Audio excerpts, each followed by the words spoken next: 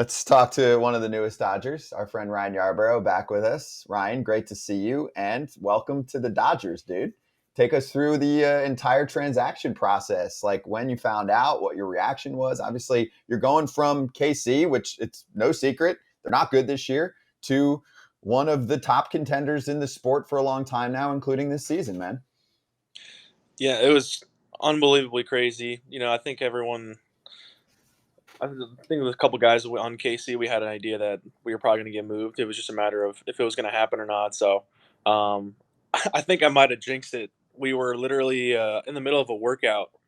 We had an off day the day before, and I think it had been like 5:20 or it was like 30 minutes past the deadline. And I looked at my buddy. I'm like, "Well, man, I guess I'm probably gonna. I don't want to jinx it or anything here, but I think I'm gonna be hanging around for a little bit."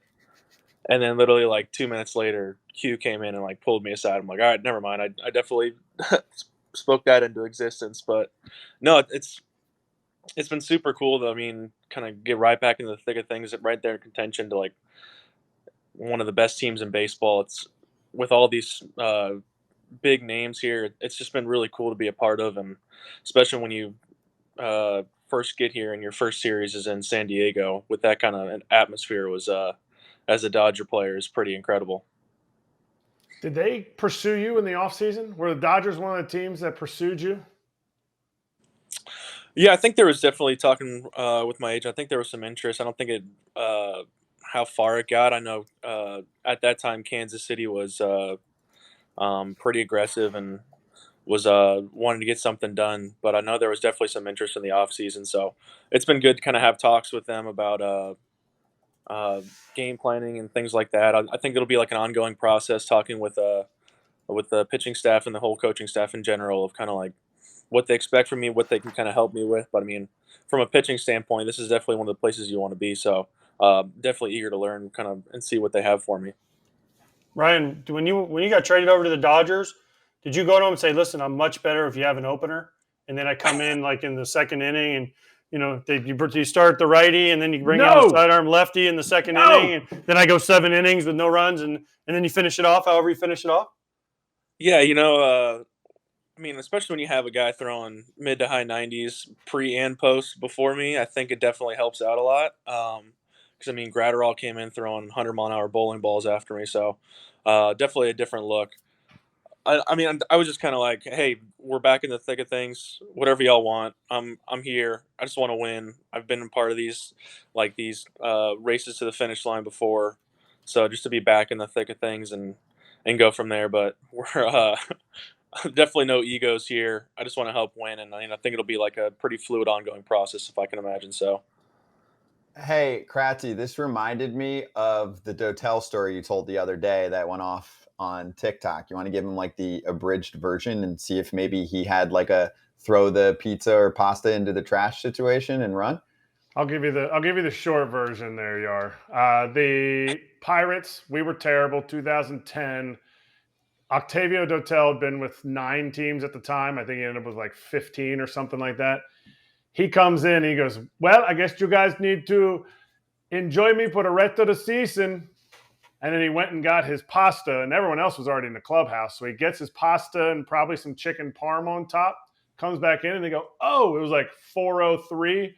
You go, "Oh, you got traded." He looks at everybody. Goes, "All right, well, see you guys later." And he takes his whole pasta plate and just hammers it right into the trash can and picks his bag up and walks out. Is that what you did? Oh man, no, that's incredible. We were, I think it definitely caught it by surprise because it was literally, I think me and Barlow got traded like within a couple minutes span because apparently I think he walked out of the office and then I walked right in because we were both just getting told right away. Because he even made a point like, oh yeah, you'll see him in like a couple days anyways because he's going to the Padres. So I'm like, oh okay, that's cool. Um, but no, if anything, it took me a while to pack everything up. They were just getting figured. I never had any experience before getting traded. It was technically like free agency for me this offseason in a way. Um, but I just kind of made sure I got everything, trying not to lose anything. But man, I can't imagine being able to do all that and dip you have your bags packed and ready to go. But no, I I made sure not to linger too long. Yeah, it was time to get out of there. Just like it's time for you and I to have another moment. I want you to look me in the eyes. Okay. Remember I told you about the whole Brett Gardner thing, and you were like, you son of a, you know, that thing.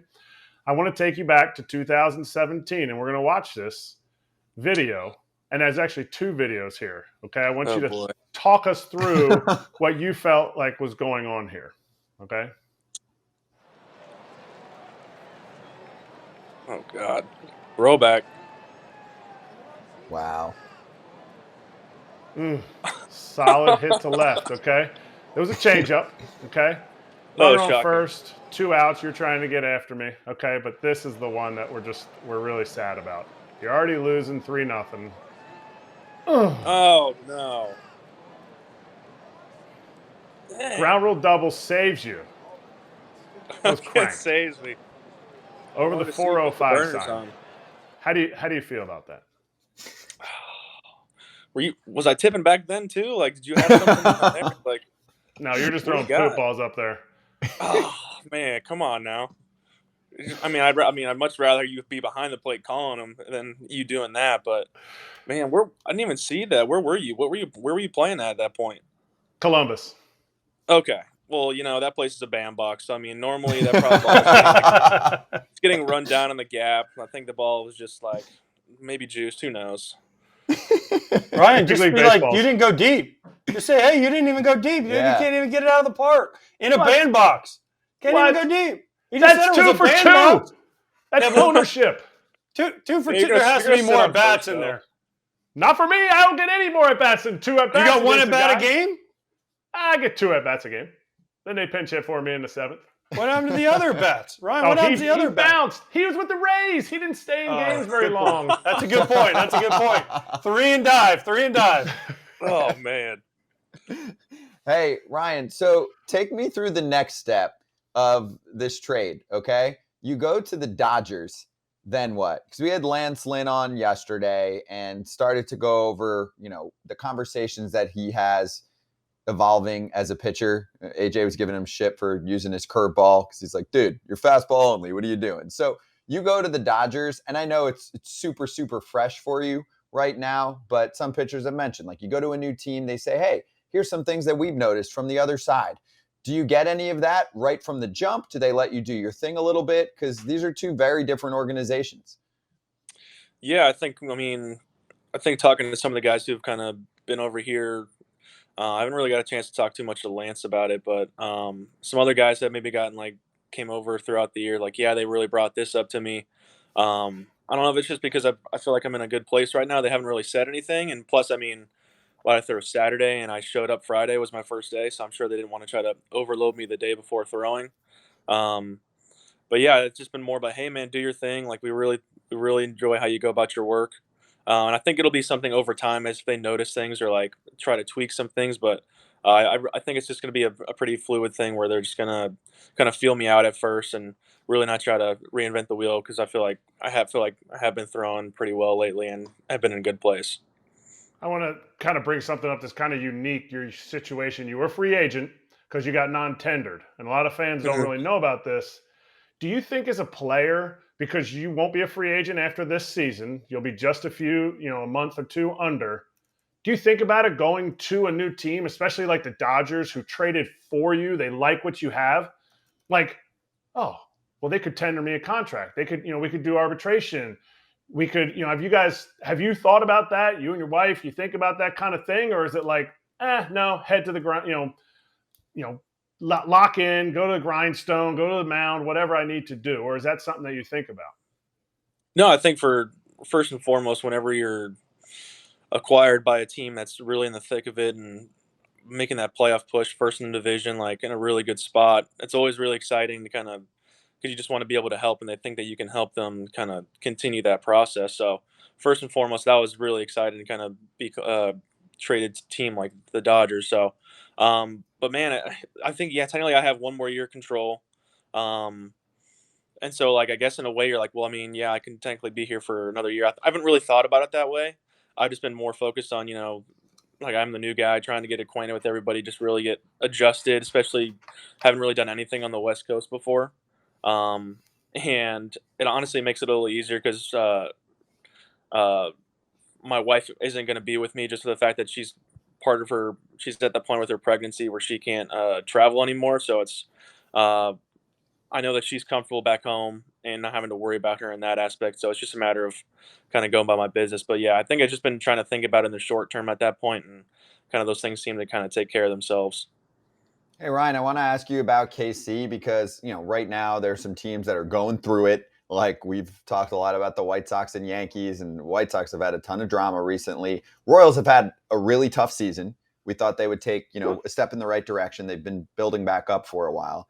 But it's not like you hear a lot coming out of their drama or anything. So how is the organization and the players handling losing? I listen to Matt Quatraro pretty frequently. Sounds like super positive and upbeat. Obviously, it's his first year too with the gig. So kind of just take me through what that situation is for KC and how you can like handle it with class, but also be like, this can't happen every year. We need to do better as a ball club for our fans and for our city.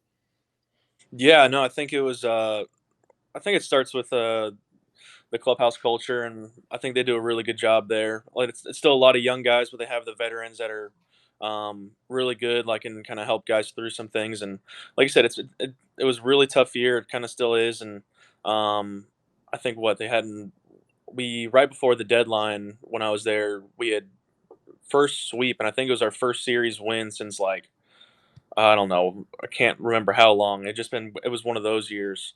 Um, but I think everyone is there for the right reasons. They're wanting to get better. They're hungry. A lot of young guys who are still trying to like get it figured out because they had some success last year, and the league makes adjustments. So it's a matter of kind of continuing to put that work in.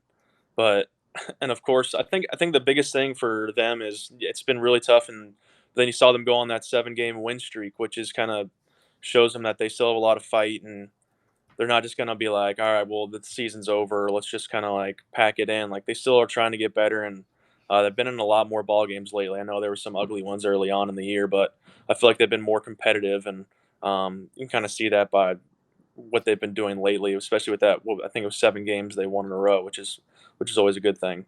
See, I heard you say the word fight during that answer, so obviously would like to know your take. I got to hear. Oh We're man, asking all our guys this week. You see that? That's a good old fashioned brawl going right there. yeah, You've probably been involved in some benches clearing situations, which occurs every week or two in the game, but nothing happens. Something happened. yeah. Uh, like you said, been a couple benches clearing ones. I mean, probably the most memorable ones are the whole when I was with Tampa, the whole CC one in Tampa at the end of the year. Um, but I mean, yeah, you don't really see it actually escalate to that. So I mean, they went right to it. I think the biggest thing that you saw was I don't know if how much was talked about, but I felt like the umpire like tried to break it up, and after he realized he had no chance, he just kind of got out of the way. Um, but yeah, I mean, they just kind of went at it, and there's definitely some good punches thrown in there. Yeah. What do you think of the tag itself? Did you feel like the tag was too hard? And then B, if you were Kopech, what would be your first reaction when you see like Duke's up? Let's go. He was kind of in the thick of it. I didn't like really look back at it, but he was kind of like in the middle, like breaking it up there for a little bit. I thought, and I don't know. I didn't really see too much. Obviously, we have Lance and Joe who were there and kind of had an idea. And I don't know if it was stemmed from the night before. I didn't think anything in that moment, but I don't know if it was something from the previous night or something that happened. But kind of those things always stay pretty fresh, and I'm sure that could have possibly be something that was involved as well. What's your go-to move when the fight breaks out? Obviously, if somebody's charging the mound, I'm assuming nobody's ever charged the mound on you. No, I mean Okay. I don't think you ever did either. So I think that's a win as well. I'll charge the mound. Come to Philly one time, and I will charge the mound from the stands. That would enjoy. I would wear a FT shirt too, doing it. But what's your go-to move? If you're in the pen, is it different than if you're in the dugout? Having your Mai Tais as you're sitting back on your off days. Yeah, I think if you're in the bullpen, I think it's a dead sprint because you're all the way out in the outfield. So like you're like not trying to miss anything. Um, Doesn't it also feel like the bullpen guys are always like the last ones to like get out there because they're like trying to feel it out too? Like, all right, do we go out? Do we not? And then by the time everyone gets out, they're like, holy crap, and they have to like really get out there. But man, I guess like you're in a fight, man. You definitely got to be in the thick of things. You've seen some ones. I mean, I don't know how much you guys have talked to Pete Fairbanks, but he also seems to like to get in these little things over the years. And so like, I think with Baltimore, him and Chirinos got into it, and like you're just right in the middle of it, trying to see how it's going to escalate. But I mean, if you're getting hands thrown right away, like you gotta get in there fast. Yeah, we've had Fairbanks on. Yeah, he talked about Legos. He didn't talk about fighting. Loves Legos. And it's He's a had man his of kid- he had his kid there. many passions. Yeah, exactly. He's got a long reach, though. I don't know if I'd. Fairbanks? Yeah. Well, he that's never probably blinks. why. Never blinks. Hey, Stare. Ryan, so obviously you don't want consistent fighting and guys to get hurt, but do players converse about the attention that something like that brings to the game? It's dog days of August. We're past the trade deadline. People start to get excited about football, even though there's a lot of baseball and really good baseball still to go. When you mix in, a fight like this every once in a while, it kind of rocks the whole sports world. Bautista, Odor back in the day, especially this, because like a punch was landed. Again, we're not condoning violence, but at the same time, if there were never any fights in baseball, it'd be a little more boring, no? Yeah, I guess you could say that. I mean, I don't think it's like you said, it's not something that's going to happen very often, but definitely memorable when they do. Because I think the last one that was really like on this caliber, like you said, was the Bautista Odor one, which was I don't know what year that was. Was that 15 or something? I don't remember when that was. But I mean, 16. I think it was 16. so like I said, they don't happen very often, but when they do, they're pretty memorable, and people remember them for a long time. Ryan, listen, to somebody that's been through this before, trust me, you remember them for a long time, Yeah. okay? So Oh, I want to ask you, let's say Kratz did charge you from the stands, which he wouldn't because he's scared of you. But are you on the mound and all of a sudden let's say a batter charges you. Are you a glove thrower? Are you I'm going to hit him in the face with the glove and then I'm going to follow with the left? Mm-mm. Are you the Kyle Farnsworth, we're going to tackle him and take him to the ground? Are we hoping our catcher gets to him so then you can pat him on the head? I mean, what's the plan for you?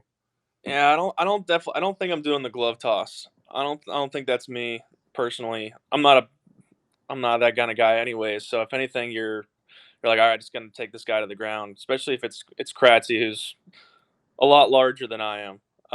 So like I'm just trying to like take him to the ground, and hopefully some help's gonna be out there in a hurry. So we'll hopefully the catcher's right behind him. But yeah, you just basically try to like attack him and then just kind of take him to the ground and see what happens. But yeah, I'm not gonna take too many punches. I'm sure that's not gonna go well for me. This is not going to go well for you. You need to have a plan in place. We talked about this. So if your plan is run, you run. Like run to second base. But if you're going to take a guy down, you're not taking me down. There's a lot of things we can do. You can run from me. But that's a tough look. If you're running away, that's a real tough look, Kratzy. I don't think anyone wants to be that guy. Okay, but then you have to have a plan. Like, are you going for my gut? Like, are you putting a shoulder in? Because if you have it's got to be the right shoulder. This is the moneymaker here. So, like, who was that? Was that Grinke who did that? It was Carlos Quentin. Carlos Quinton's a house, dude. I got a great story. That's not the plan either. Maybe that's not the plan either.